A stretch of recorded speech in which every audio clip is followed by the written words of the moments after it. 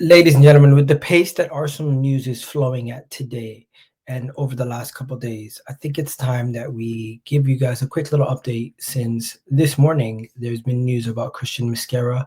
And since then, there's been a couple videos and a couple updates on many different things. So let's get the show started the right way. Hit that like button, hit that subscribe button, and let's get it started with Christian Mosquera.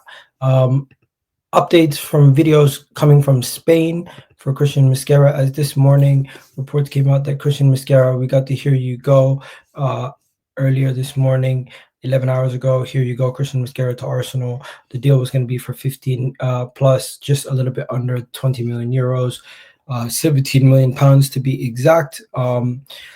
Let's be honest, Andrea Berta's cooking. Arsenal's moving like a big club, and you love to see it. That's Madueke, Christian Mosquera, and Gyökeres done in a matter of a couple of days. And we seem to have already done Kepa Arrizabalaga, Zubimendi, Norgard, Madueke, Gyökeres, and Mosquera. Eze seems to be the next big one that we're going for. Just to give you guys some quick updates from Handevozel and some other stuff. Ethan was poached by Dortmund, and Arsenal have been able to fend them off, and we look like we're going to be giving Ethan a new deal. Reece Nelson is wanted by many big clubs. Crystal Palace might be one of them, and we might be able to use him in a makeaway for Eze. Madueke has completed his medical, and we'll talk about that in a second. What is this? Oh, this is Urian Timber's video from a year ago. This is a video of Christian Mosquera leaving the Valencia training ground this morning after reports that Arsenal have agreed a fee for the player. So there you have it, Christian Mosquera leaving the ground. And this right here is Leandro Trossard, of course, wanted by 3 different clubs. Now, quickly going back to the Christian Mosquera stuff, there is another video of Christian Mosquera where he is speaking to people outside of the Valencia ground, and he confirms that he is leaving Valencia, aimed the reports that he is set to join Arsenal. This is my home. It always will be. I arrived here at 12 years old, and I'm leaving a man. I'm a bit sad. Honestly, that is understandable. You've been there for how many years? Like, you're now what? In your early 20s, you've been there for 8 to 9 years, and you got to give it up to him. Of course, he's going to be a little bit sad, but there you go. He's announced it himself that the deal is done, and Fabrizio and everybody else have also announced it. Also, there's news about Eberechi Eze. Mikel Arteta sees Eberechi Eze as a final piece in the jigsaw puzzle. However, the Sun Sport revealed that Arsenal face strong battle to sign the player in shape of Bayern Munich. So we're going to have to wait and see if Bayern Munich come in for Eberechi Eze and what they think about that. What do you call it? Mikel Arteta's final post-match press conference last season. The moment I start thinking about next season, I feel like goosebumps, excitement. All right, we're finally seeing some of those goosebumps, some of that excitement with the signings that we're making left, right, and center. And also, Gabriel Jesus is back playing with the ball on grass. Means he's getting better and more fit as we go. Arsenal are now looking to sell some of the fringe players: Kivior, Reece Nelson, Zinchenko, Lokonga, Trossard, Karl Hein, could even leave on loan. We're going to have to wait and see what happens with that. But here's another thing about Eberechi Eze. Arsenal have approached Crystal Palace to discuss a deal for Eberechi Eze, and TalkSport understand that Arsenal are speaking with Palace potential earlier as this week, and understand that a deal might be a possibility without triggering Eze's release clause. So we could get the deal for cheaper than that.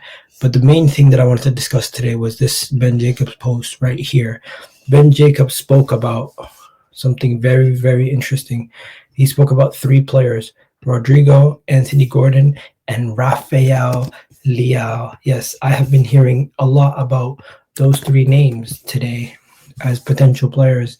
And when I hear those names, I'm hearing about them as alternatives to a certain Leandro Trossard or Gabriel Martinelli. Now, I don't think Gabriel Martinelli is going to leave, but Leandro Trossard definitely could leave, as he's being linked away to multiple clubs: Saudi, Bayern, and Fenerbahce. Arsenal understand to genuinely interested in Real Madrid's Rodrygo, Newcastle's Anthony Gordon, and Milan's Rafael Leao. A move for any of the left-sided trio will require either Trossard or Gabriel Martinelli depart. There you go. So one of them two will have to depart. Most likely, I think it will be Leandro Trossard who leaves. I don't think Arsenal is going to give up on Martinelli. But from the three players that they're talking about, between these three right here, I do think it's a situation where it's going to be Anthony Gordon's going to be too expensive.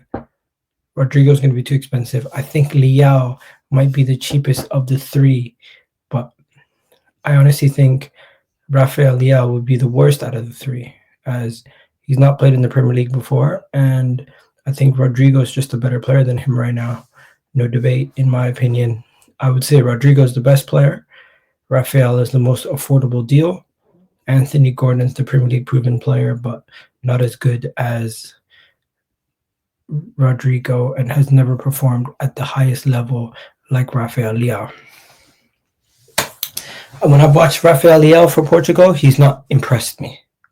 As for Rodrygo, he's impressed me with what he's done with Real Madrid in all those comeback wins. And Anthony Gordon has impressed me also with his time at Newcastle.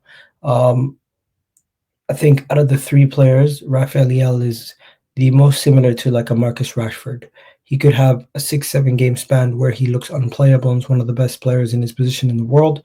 And then there's going to be a 6-month span where he's not even spoken about because he's just a passenger.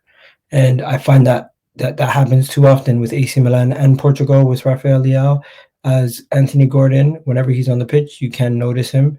Rodrygo, he's never really the main man. All three of them are auxiliary pieces. Although Rodrygo will cost superstar money, and I just don't know if he's going to be a superstar. We're going to have to wait and see. Right now, it does seem like Anthony Gordon seems unlikely. Rafael Leao seems the most likely, as he's 27 years old, affordable deal, which is 65 million euros, and his wages are in the 100K around that. So if I'm not mistaken, Rafael Leao would be the most affordable deal for Arsenal out of these three. And Andrea Berta loves himself an affordable deal. What's his wages per week? Let's see. So there you go. His wages per week over at AC Milan are currently 105K a week. That is really affordable for Arsenal. And compare that to Rodrygo's wages. He's currently making 240K a week in euros. That's around 200K a week already, and he wants another 300K. I don't know about Anthony Gordon. What's Anthony Gordon making? Anthony Gordon's on 150K a week. So automatically, the reason why I'm showing you this is because Rafael Leao's wages would be the lowest out of the three, and he would cost the least transfer fee out of the three. So there could be a real possibility that Rafael Leao to Arsenal is a thing that could happen. Now, will it happen? Still a long way to go. Still don't know exactly where Arsenal are looking to invest in for the rest of the window. But one thing we do know is you would need either Trossard or Martinelli to depart before we even considered a link up for Rafael Leao. But Arsenal would first need to sell one of those two, and we would have already have brought in Eze regardless of the left wing target. So good to know that Arsenal are still considering going out there and trying to find a left wing target. Personally, for me, I'm not a big fan of Rafael Leao, but if he came in on top of everything else that we've done this window, that shows a real statement of intent. Let's see what happens. I find it hard to believe, but Arsenal's representatives have been in contact with Rafael Leao as far as a couple months back when Andrea Berta spoke to him. 2 years ago, we spoke to him. 3 years ago, we spoke to him. We've had a long-standing interest in Rafael Leao. He's a friend of Declan Rice's. We'll have to wait and see. But at this moment in time, Arsenal are heavily moving towards getting Eberechi Eze's deal done, and we're going to have to wait and see what happens with Rafael Leao. It's going to be a long window, boys and girls.